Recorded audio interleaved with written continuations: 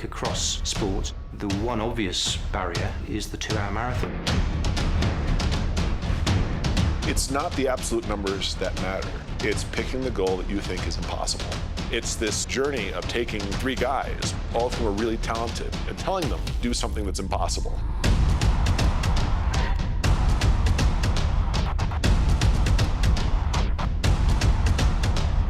We're taking the latest advances in training, latest advances in technology and algorithms and mathematics, and we're going to tell these guys, you're going to go for it from the gun.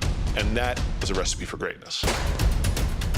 It's about human endeavour. Why would you try to climb Everest? Why would you try to go to the moon? It's about learning what our capabilities are.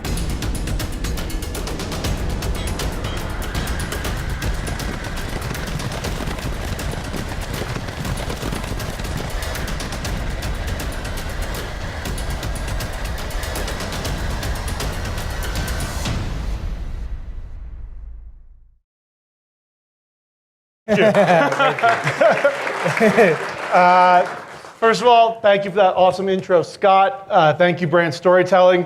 And a quick shout out to my colleagues at FNG, particularly Joe Marchese and Christian Borges.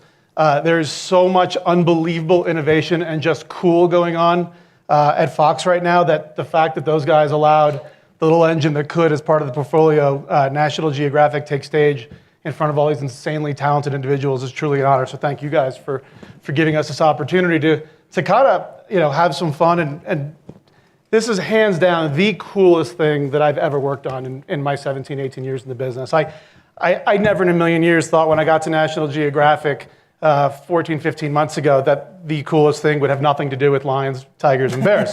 That I would actually go back to my Sports Illustrated roots. And why not? Why shouldn't National Geographic be the brand to partner with the world's largest shoe company to launch the most important innovation sneaker they've ever launched? Why not? And I think that comes from the attitude that we have inside National Geographic, where we view ourselves as the underdog on every single deal and every single project we work on. And so we try to punch above our weight, and this is probably the best example of that. So the way that the story goes down is I'm on the job about 6 or 7 weeks, and we get word from a friend of a friend that this project is in the works at Nike, and Dirty Robber has been partnering with Nike, producing content on this challenge. Can 3 athletes make a run at breaking history, which is can they break a marathon distance in under 2 hours? So this friendship gets us at least a phone call with Mark McCambridge at Nike, who now got promoted as a result of this. He was going to be the 4th seed here, but he's in Japan now leading the efforts for Nike for the Olympics. So he couldn't be here. But so we get the phone call with Mark, and the phone call goes pretty well. And he says, all right, guys, I want you guys now to give it a go, present. And so I said to him, well, listen, we're not going to present over the phone. Mark, we need a face-to-face meeting, because I knew we were up against some serious brands. And so he goes, all right, the only time I have is December 21st at 10 a.m. And I'm like, we'll take it. And my staff thinks I'm out of my mind. They're working with me now for 5 weeks. They're like, we now have to go to Beaverton, Oregon, on the other side of the country 4 days before Christmas. Great. So we go, and long story short, our positioning was essentially that National Geographic is the brand that was the first brand to map the planet. We were the first brand to put a flag at the top of Everest. We were the first brand to bring the images of the Titanic from the ocean floor. This isn't a race. This is storytelling. This is a celebration of human achievement and what the human body can do. This is not a sporting event that should be covered by the greats that you're probably talking to right now. You should trust us with that storytelling. Oh, and by the way, Nike, we know you know because you watch this, National Geographic just passed you as the #1 brand on planet Earth in social media. Not media brand. We just passed Nike as the #1 brand. So together we're a Super Bowl and a half. Let's light this up, right? And so you kind of saw them wake up in this meeting, and I'm like, I think this is actually working. And we walked out. We didn't really know what happened, but I had this feeling like, I think this may actually have been the coolest sales call I've ever made in my entire life. And sure enough, 2 weeks later, they give us the call that they want to partner with National Geographic, that Nike wants to launch the most important shoe in the history of the company with National Geographic. Are you kidding me? I'm still in shock over the whole thing. I had no idea that on December 21st, when we made that pitch, that on May 7th, I'd be standing on a Formula One racetrack in Monza, Italy, watching these three freaks of human nature try to actually do something that's never been done before. I had no idea that I'd be standing on a red carpet at the World Running Championships in London introducing this. I had no idea it would be Fox's first ever global commercial uninterrupted documentary translated into 41 languages. Right? Just unbelievable how this thing is snowballed. And part of on the screen here, we took care of them from pre-race storytelling, using all of our platforms, race day storytelling, and finally the feature-length documentary, of which I'm going to show the first minute and a half now, and then I'm going to kick it over. I learned a long time ago as kind of an account guy to shut up and let the talent talk. And so after this clip here, we'll let the talent talk.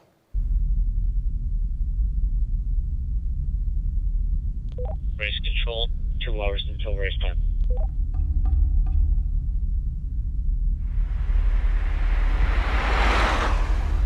Mike, just checking to see if you can give us an update when the athletes are heading over. We're gonna head over in a few minutes.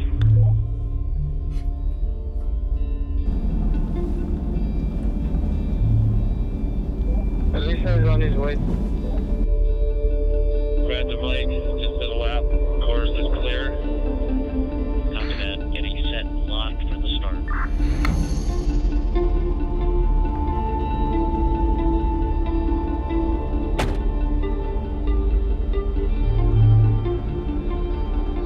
Athletes are here. Okay, let's go. Temperature's still dropping. 11.3. 10 minutes until the start of the race. The big three are getting changed in the start 10. We're getting close. Yeah. Yes. So when they drop out, then Yes. who's the leader? And should be heading to the start line at this time. They're on their way. Let's go. 1 minute. 1 minute! 1 minute to the start! All three of the elite athletes are at the start area. Copy that. 15 seconds. We gotta clear. Clear. 10 seconds. 9, 8, 7, 6, 5, 4, 3, 2, 1, go. Can a human being run a marathon in under 2 hours? Thank you.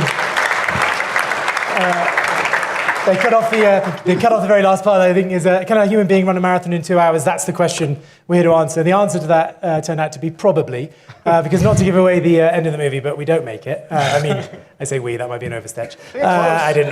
Close. I was super involved in the project, but I didn't run it. Yeah, they got Eliud Kipchoge of Kenya ran it in 2 hours and 25 seconds.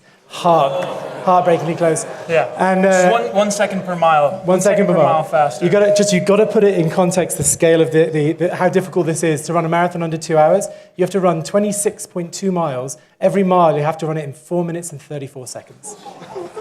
Yeah, I tried. I kept up for most of it. You know. No, you didn't. No, I didn't. I actually fell over and semi-broke my wrist, but we won't talk about that. The best description I ever heard of the challenge when we were sort of doing it in one meeting was like, why on earth would anybody want to watch three dudes I've never heard of run in a circle for 2 hours, going after a goal that they're probably not going to make? And it was because, as the introduction said, ultimately this was never about a display of physical prowess. This was about an investigation into human potential. And that was the true organic nature of what drove everyone at Nike. Nike is a running-built company. All the old people there, they grew up being milers and runners.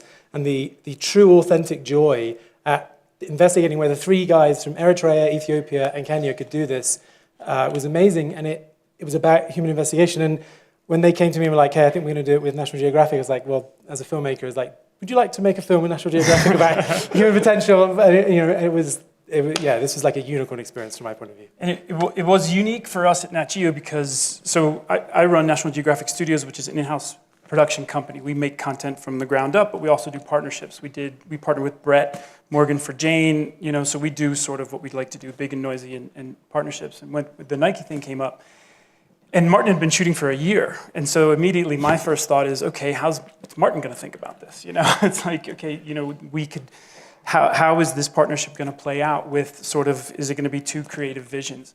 Obviously, we love the idea of pushing limits. exploration, science, and just seeing how far the human can go. In our first conversation, Martin wanted all the same three things that I, as a filmmaker, wanted, which is access, going places that most people don't get to go to, really intimate and personal, and then the last is the science part of really getting to understand what it takes to pull this off.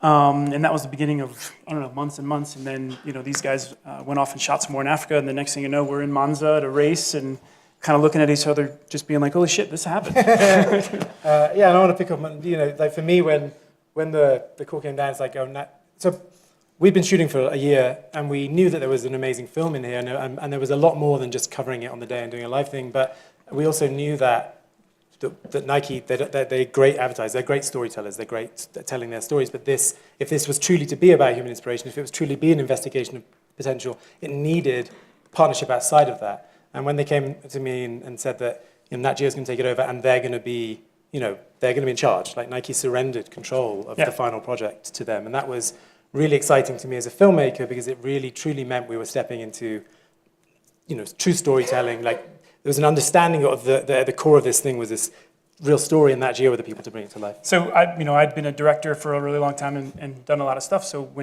that was one concern, is like how we want Nike to be happy, of course. But they right out of the gate said, we don't want this to be a commercial. We want this to be a National Geographic film. And so we're just like, okay, this is a great way to start. And when we have Final Cut, obviously they were involved editorially. But it was that sort of trust in our brand where you're just kind of like, as somebody who's part of National Geographic, you're just sort of blown away by that. And they were fantastic partners. I'm so bummed Mark's not here. He was a huge part of this. Nike supported this from this partnership from forever. Yeah, exactly. I'm doing my job. I'm representing. And I think that one of I was thinking about how to explain it. Obviously, everyone's got these amazing slides with all the incredible performance indicators, and the performance things on this far exceeded any of our, this project couldn't have started more humbly. And then as people began to realize that it might actually happen, it might actually be real, the scale of it can up and up. And I'm sure we'll have the numbers in a moment, and they're amazing. But I think the single best KPI that I can think of is that afterwards, Adidas tweeted Nike and said, well done.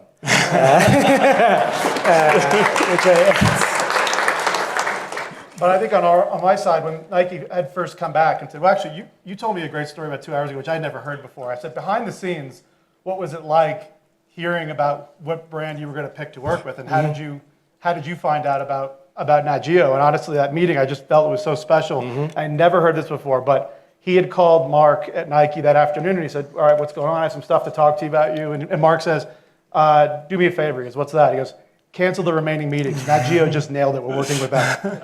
I was like, it was just so cool. I just heard that, right? Yeah. So, I think when Nike first came back, though, they said, we're in, but this isn't branded content.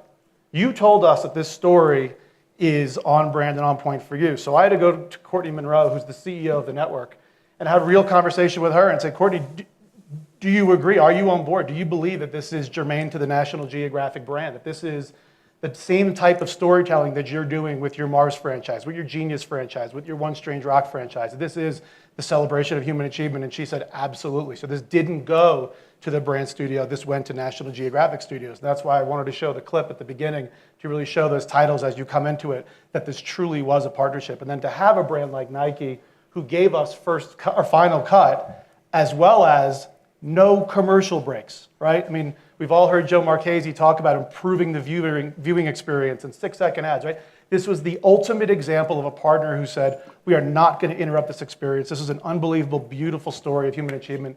And to have a partner in Nike that really trusted us was really special. Did you want to say something about this picture? This is Keith Ledzinski. He's one of the National Geographic photographers.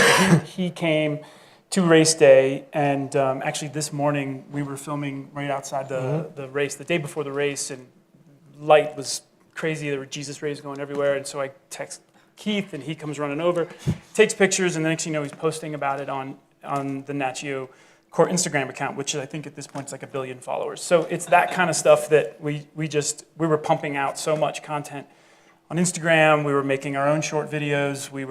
You guys were making more short videos. Nike was posting stuff and tweeting everything. I mean, it was just a full 360 from us, partnered with the full 360 from Nike. And so having like Keith Lazinski, he's just notorious. And so he's got his own huge following. So we were able to do that real time, constantly shooting Instagram stories and everything like that. And we just wanted to make sure that they were such a great partner that we over-delivered for them in every way, shape, or form.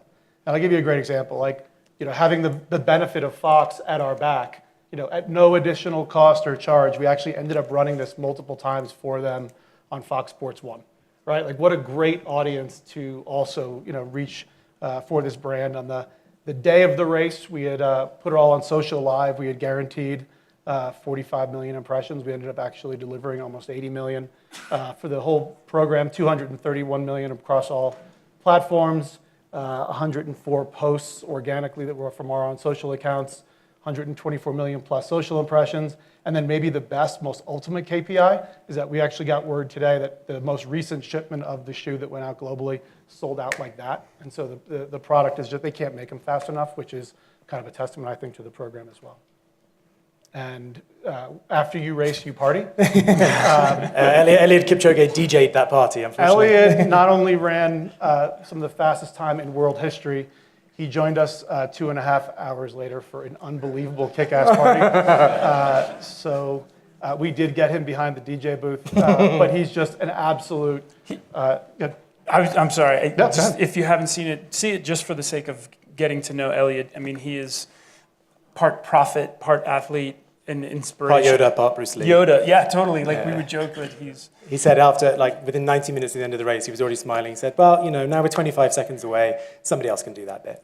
I did 3 minutes. That was the hard bit. And right afterwards, we're there at the finish line. He lays down and he gets up. And this is 30 seconds after not making it, 25 seconds short. He gets up and he looks at Martin and he just shrugs. This is so great. It's so great. So if you leave us to our own devices, we would literally talk about this forever. Sure. Yeah, sorry. We've gone over. The clock says 000. So if you do want to talk about this forever, we'll meet you at the bar later tonight. Thank you, guys. Appreciate it. Thank you very much.